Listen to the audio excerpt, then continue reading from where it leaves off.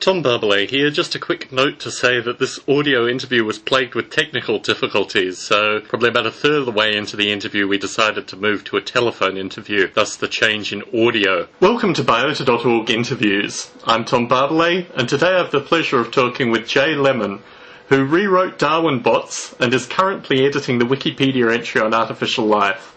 Jay, for people not familiar with your work, can you please give some discussion to your background and how you got interested in artificial life? Well, I think it probably started when I was very young and my family got our first computer. My father, the only game we really had to play on it was Sim Earth. And, well, it probably wouldn't be considered artificial life by most people's definition. It really got me interested in the idea of simulating life forms or planets on the computer and what could be done with a computer. But I didn't really do much else with artificial life. It kind of sat on the back burner. There are a whole lot of great examples of what can be done with artificial life that are accessible to little kids. So I didn't really do anything else with it until I found Darwin Bots, January 2005. And for people not familiar with Darwin Bots, can you please give some background to the project? Darwin Bots was created by Carlo, who has long since moved on to other projects. It's different from other artificial life simulators in that it's very physically based. Most other simulators are based on cellular automata or they're things like Fram sticks, which are physical creatures with different body parts, and the body parts try to move and the creatures move. Darwin Bots is kind of somewhere in the middle. It doesn't use cellular automata, but it is physically simulated, and they are physical spheres, and they bounce around against each other and move in their environment.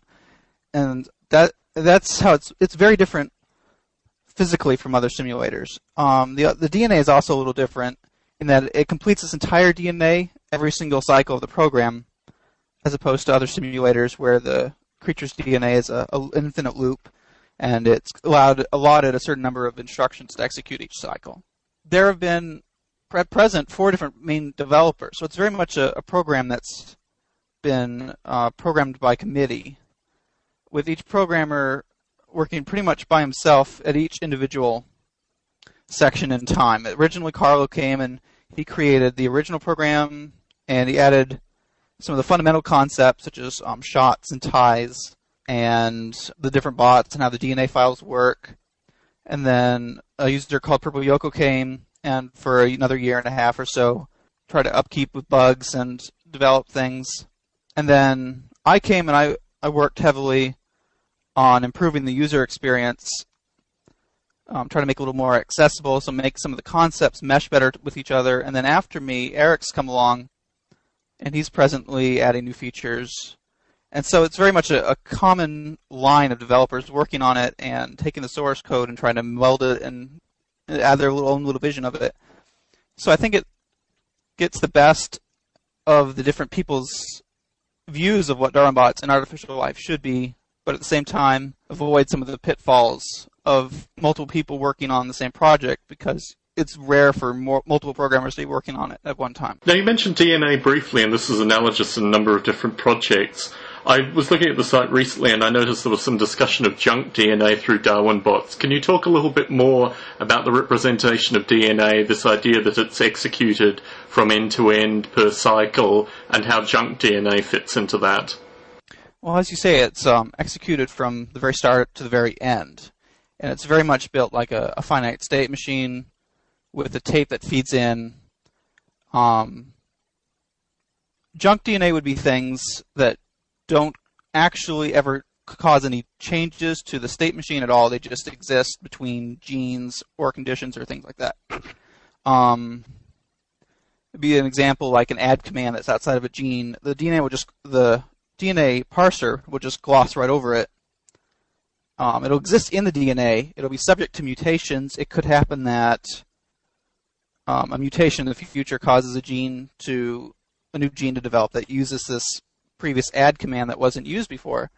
And I think, personally, it's very important for junk DNA to be involved, and at least in the very early stages of life and its evolution, because that's where a lot of novelty will come in through this junk DNA, and then certain sections of the code can be turned on and off through mutations, allowing it to exist in the genome somewhere until it's ready to be activated by a future time when it's useful.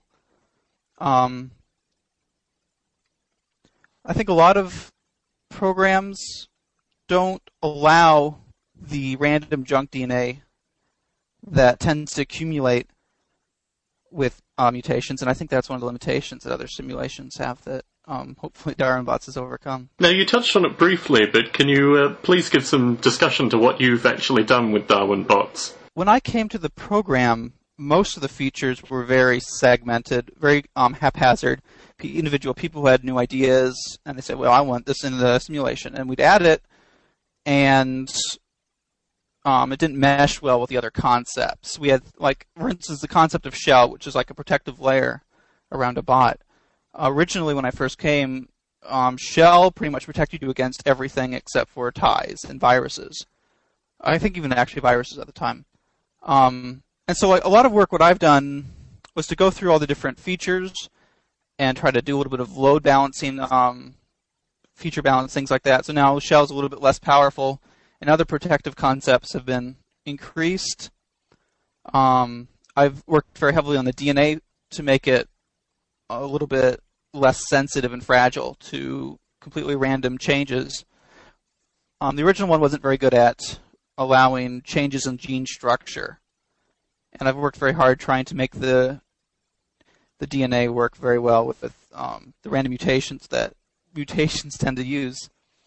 I've also worked very heavily on physics. Physics is probably more important to DarwinBots than it is to other simulators, with exception to FramSticks and simulators along that line. I would say probably half of the effort I've put into DarwinBots has been into the physics and trying to get it bouncy and stable to follow people's expectations of what they think these little spheres bouncing around should do. If the simulation follows people's expectations of what it should do, then they're more likely to run it, and the creatures are more likely to have time to have the processor time run, and so they're more likely to exist. So I think it's kind of the program's evolution has been to try to get more time slice from actual people using the computer. I've also done a lot of work on the GUI to make the entry-level experience for new users as seamless as possible. I think that the better the program runs on people's computer, the faster they can pick it up, the faster they know what's going on, the more likely they are to stick with it, and the more likely the program is to have the organisms have a time slot to run with, and the organisms are going to have more time to run and exist. So I think that's part of the evolution of the program, is actually how smooth it is for new users to pick it up and how likely it is to keep old users around using it. The last thing I've worked on is the sort of administrative processes, which is mostly what I'm doing anymore. Things like maintaining the web space and the forum, trying to put out the feelers to other sites to list DarwinBots. A lot of DarwinBots links are very old and linked to the original 2.1 application, which by modern standards is quite archaic. In terms of DarwinBots, what more would you like to do with the program? At the moment, I'd really like to expand it in pretty much three areas. The first area would be environment. Right now, it's a very featureless plane that they exist on. Recently, Eric's made some improvements in this area by adding shapes, which helped add a little bit of differences in walls and things like that. But what I think would really improve it is the concept of substances in the environment that the bots can't move through, or that they can eat for food, or if they defecate, that substance exists in the environment, so that they're a little bit their existence is a little more involved in the environment. The second way is through a metabolism system. Right now, the metabolism that the bots use is very simplistic, and adding things like different substances bots can digest in different ways, like different muscle types, different fats that digest in different ways, and that the bots would have to make trade-offs between digesting one thing or another thing, and that would help create different species, which is the third thing I'd like to really work on. Is right now the bots exist as one animal line and one plant line, and what I'd like to do is try to make the simulation a little bit more open to different coexisting strains of species, and a lot of that has to do with the other 2 points I've already mentioned. I've discussed the poor state of the Wikipedia entry on artificial life in previous podcasts. Why is the Wikipedia entry important? The Wikipedia article is what most users, when they first hear the term artificial life, and they're like, what's that, are going to go look at. And I think it really has to, like that old saying, you only have like 10 seconds to impress, you really have to drive home what artificial life is at the moment, what it hopes to be, what it's involved with the different techniques it uses, who's involved in it, and things like that. And the previous Wikipedia article that I originally edited was very much based on what I thought the history of artificial life was, which isn't a very good way to teach someone any subject. So I tried to go through and provide very much right now it's a very blank outline. That I'd hope different things could be added to in the future as more people that are more knowledgeable than I am come to it and start to expand it with their own knowledge. It starts off with things like the different techniques used in artificial life, cellular autonoma, neural nets, and I hope a couple other things might be added to that, and then it proceeds to a list that I'm help maintain on Wikipedia of different articles on different simulators. And I think it's very important that people that are interested in it can quickly find a simulator that appeals to them and run it and get something for their time and effort. A couple of questions from that. The first is, my understanding of Wikipedia is that if you've had any input or any development component with what you're editing, you're not supposed to edit on it. Can you discuss a little bit about that methodology and how that may hinder what you're talking about with artificial life? That's really an important point, I think, in Wikipedia, is traditionally you're not supposed to add things that you've personally been working on.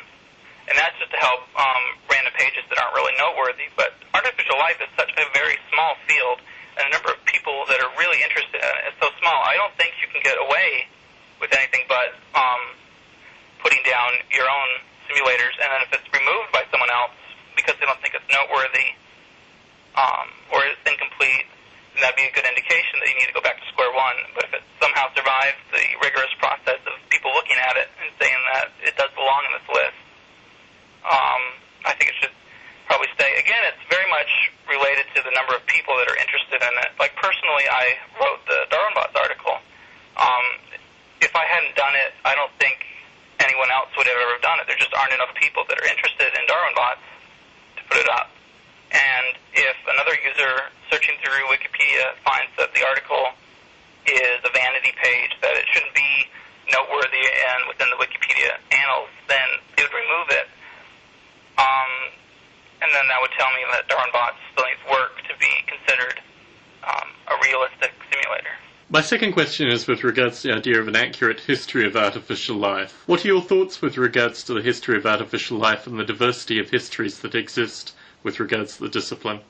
Well, I think if you read 10 different articles on what artificial life is and where it came from, you're going to get 10 different answers, and really different answers.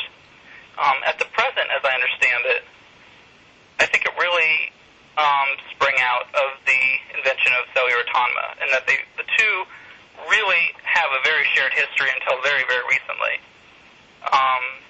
What I think needs to be done is a comprehensive interview and study of artificial life and where it came from and its different influences. But in the same way that the strength of the field is that it's so segmented and there's so many different people working on it from so many different angles, it's also one of the weaknesses that there really isn't a central hub where people go to share ideas other than maybe the artificial life conferences. I think there needs to be more concerted effort in the field to understand what other people are doing, share information, and share history, and create kind of a cohesive community. What are you looking to add in the entry on artificial life in Wikipedia? I'd very much like to make it a comprehensive introduction to people that aren't familiar with artificial life. I remember when I was a little kid, I saw a TV program where a researcher was using simulated wolves and simulated sheep, and the sheep and the wolves would evolve against each other and exhibit a classic predator-prey relationship. When I first saw that, if I wanted to go and try to run something similar on my own, I'd pretty much have to start from square one with my own programming abilities. There wasn't really any resources when I was a kid any central resources that I knew about that I could go to and find simulators and start experimenting with on my computer. And so I think what I'd like the Wikipedia article to be is that article that I wanted when I was a little kid, when I was first interested in things like this, that I could go and look it up and go, here's a simulator. I can run it on my computer for a week, come back and see what's come up. It's an interesting problem, actually, because that's one of the remits that I use with Biota.org as well in terms of the list of accurate simulators. The real issue is getting someone from the general public that has some interest and translating that to their perfect simulator. How difficult do you think this is in terms of a descriptive problem if all the authors of the various simulators write their own descriptions, that this may not be what a general user needs when they actually come to choose which simulator they want to look at in any particular order? Well, very much so. Oftentimes the engineers aren't the greatest people to explain their inventions to other people. More effort from people that are mildly interested in artificial life that aren't involved in any one single project to go through and compare the advantages of the different simulators, what they're good at and what they're bad at, and how to run them to get the most out of your time, to create a cohesive listing that new users could go to see which simulator they want to run. If they want to run something on predator-prey relationships, they probably don't want to run something like Fram sticks, which pretty much only uses a single individual. And so I think that comprehensive listing and description of each different simulator with its advantages and its disadvantages, what it's good at, its strengths and its weaknesses, is fundamental to any entry-level user figuring out the programs. It would also be beneficial for artificial life developers to have that kind of feedback as well. Certainly. Through some median source. You've touched on this through the interview, but what more would you like to see with the artificial life community? I think one of the primary things is the community needs to become more of a community. It's very much just fragmented developers working on their own, reinventing the wheel a lot of times. There are dozens of simulators that do very similar things, and I think if more communication was spent between different simulators, we might see some new developments that from people that don't have to spend their time developing a solution that already exists on another platform. I'd also like to see more interest in the ecosystem side of biology, as opposed to the simulation of single individuals with complex DNA. I'd like to see more simulations that work with the simulation of simpler organisms on a grander scale, something similar to AI Planet, where you have a large ecosystem with individual agents that might be individually very simplistic but can interact in complex ways. Terrific, Jay. Many thanks for the opportunity to interview you. Thank you.